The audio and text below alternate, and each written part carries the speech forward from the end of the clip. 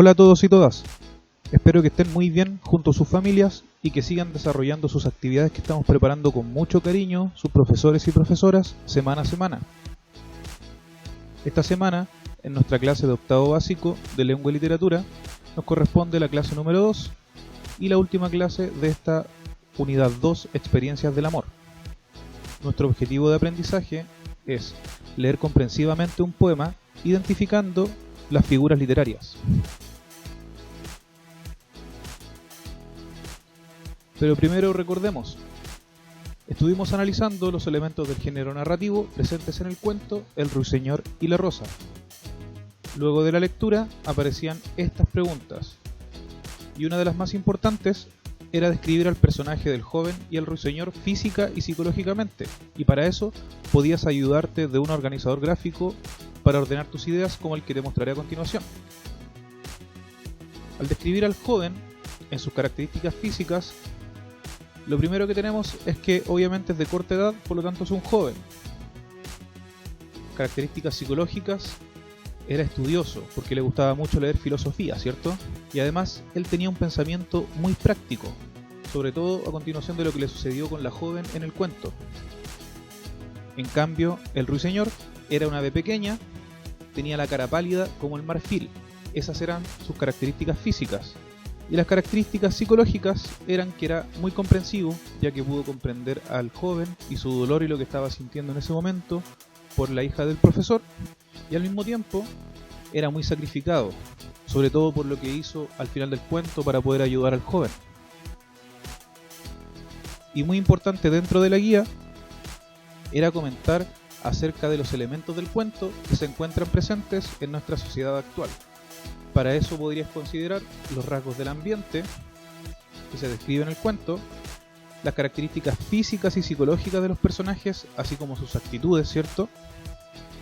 Y las actitudes y las características de los personajes incidentales.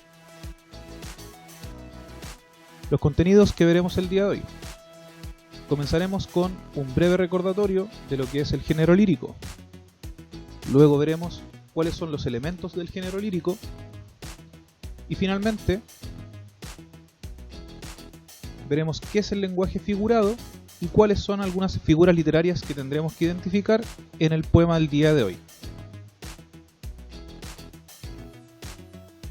Primero recordemos qué es el género lírico.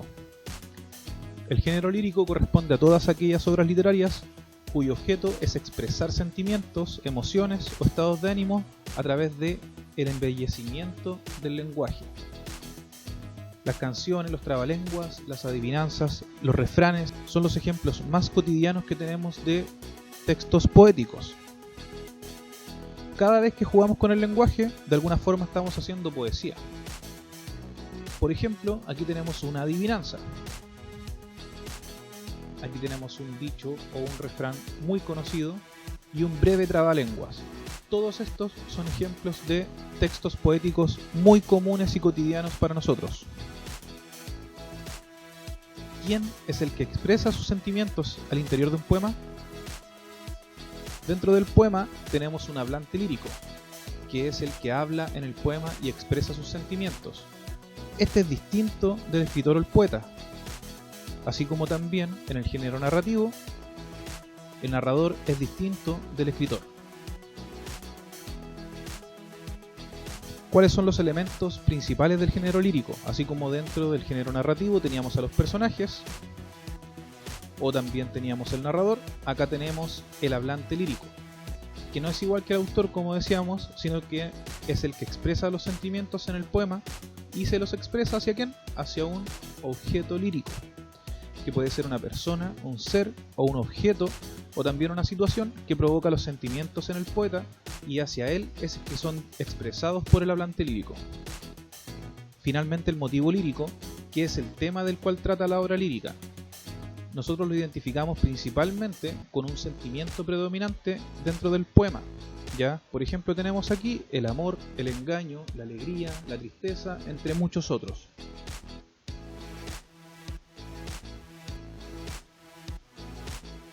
¿Cuáles son las partes de un poema? Recordemos. Tenemos el poema como composición poética, tenemos el título del poema y abajo tenemos al autor. Cada una de las líneas del poema, recordemos que son los versos. Y cuando encontramos coincidencia en los sonidos de los versos, tenemos lo que se llama, muy bien, rima.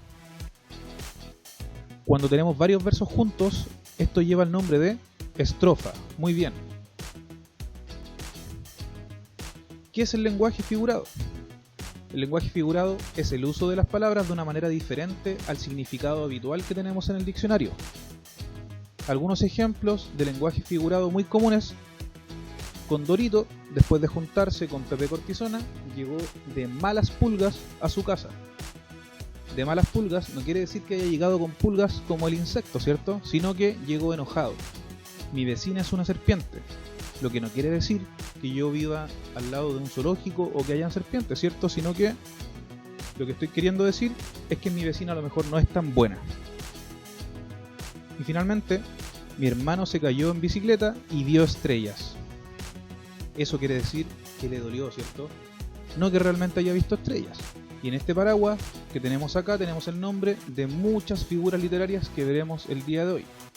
Pero para esta clase nos quedaremos solo con algunas de ellas. Las figuras literarias o retóricas son formas lingüísticas o de estilo que se apartan de la forma común de hablar.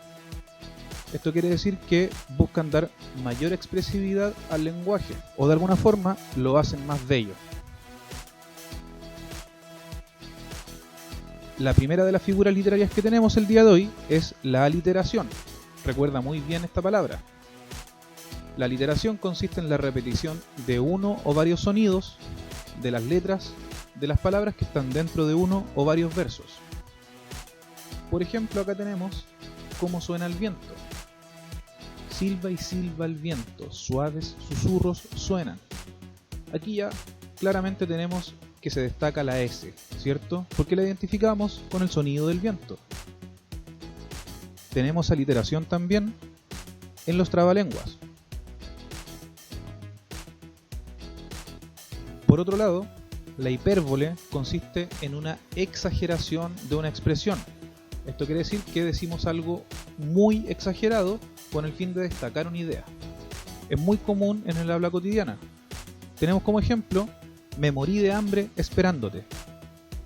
Lo que no quiere decir que se haya muerto de hambre, ¿cierto? Sino que tenía mucha hambre esperándolo. La micro iba tan llena que no cabía ni una aguja. Eso sí que es exagerado, ¿cierto?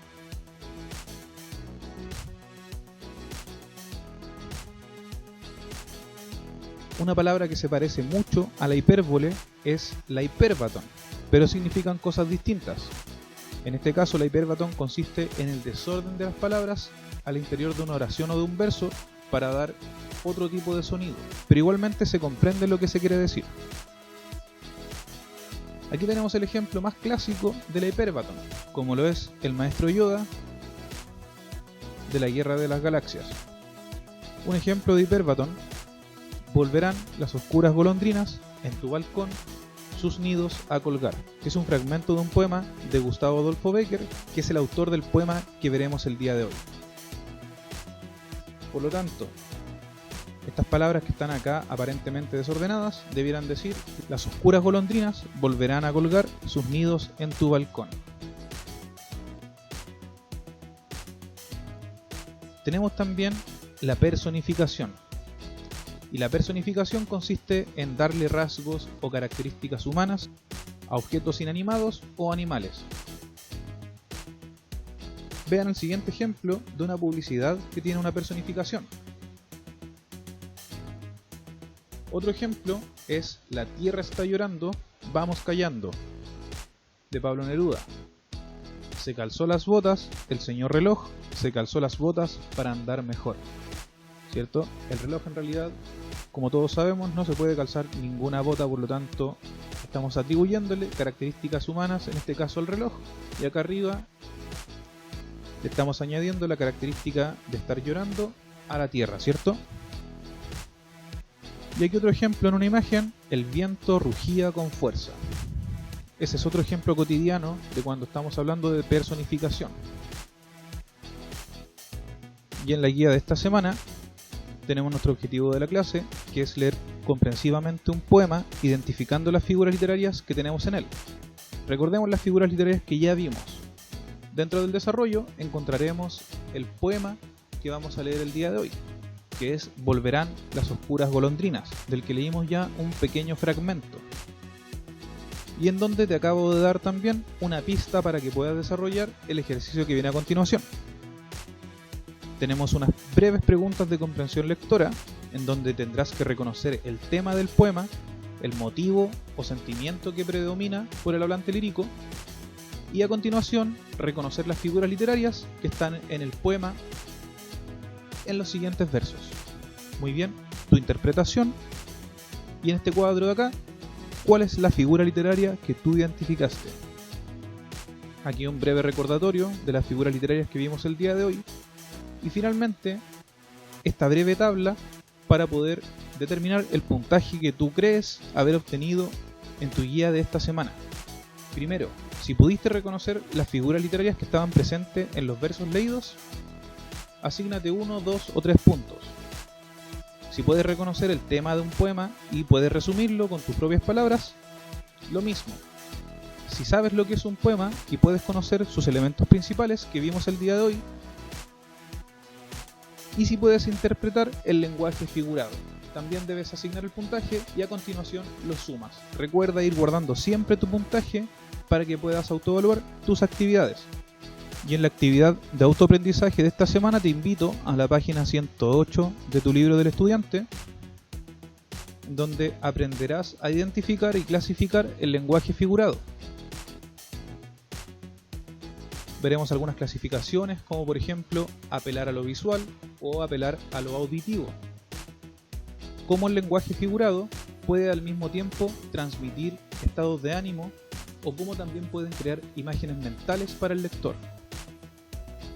Finalmente, autoevaluemos el aprendizaje del día de hoy.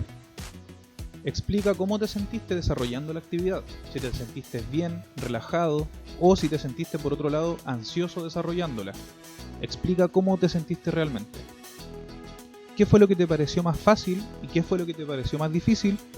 Y para esto te recomiendo fijarte en cuáles fueron las partes que te demoraste más y en cuáles te demoraste menos en desarrollar. ¿Y cuánto tiempo necesitaste para desarrollar toda la actividad considerando todas las partes de esta? Muy bien. Recuerda que si tienes alguna duda, escribe a mi correo electrónico cfernandez@colegiosanfranciscotalca o también puedes hacerlo al WhatsApp de la asignatura que tenemos para tu curso. Recuerda descargar tu texto escolar en la página del colegio, colegiosanfranciscotalca.cl, en el menú de inicio, Textos 2020. Y recuerda visitar nuestra página web institucional para poder ir descargando el material que tenemos semana a semana para ti. Eso ha sido todo por hoy, espero que estén muy bien, me despido, hasta la próxima.